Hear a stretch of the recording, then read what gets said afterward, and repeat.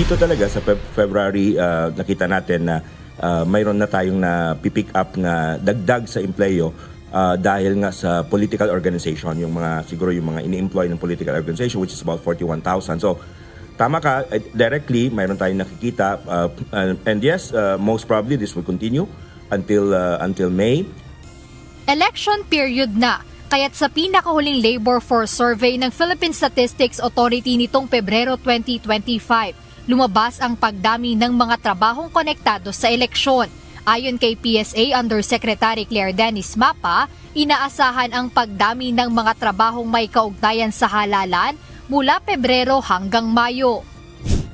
Kinumpirma rin ito ng Commission on Elections na nagsabing nangangailangan sila ng karagdagang manpower para sa iba't ibang election-related tasks. Gaya na lang dito sa National Printing Office, kung saan iniimprenta ang mga balotang gagamitin sa darating na halalan. Nag-hire kami kahit mga 2 months, yung iba 3 months, para lang tulungan kami sa printing ng balota, tulungan kami sa packaging ng mga balota at mga ilang election paraphernalia. Kahit yung voters information sheet natin, kailangan namin ng mga casual employees natin.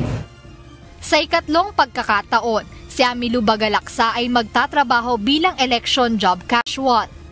Bali po kami po yung tumutulong po kami sa office work, tapos sa mga pag-collect po ng mga report po ng mga ng mga areas po, kami po yung nagko-collect, then po kami rin po yung nagsasubmit minsan kung ilan po yung mga totals, ganun. Mayroon ding first-timer gaya ni Zarina Lopez na habang naghihintay ng trabaho ay pansamantala munang pumasok sa election-related work. Before po, nagtutulong po ako sa private school, then while waiting po, soon kapag nag-apply po ako sa public, ayun. So, kumbaga, tinry ko lang po to, itong for new experience and learnings po. Kaugnay nito, iniulat din ng PSA ang 96.2% employment rate ng bansa o katumbas ng nasa 49.15 million Filipinos ang may trabaho nitong Pebrero 2025.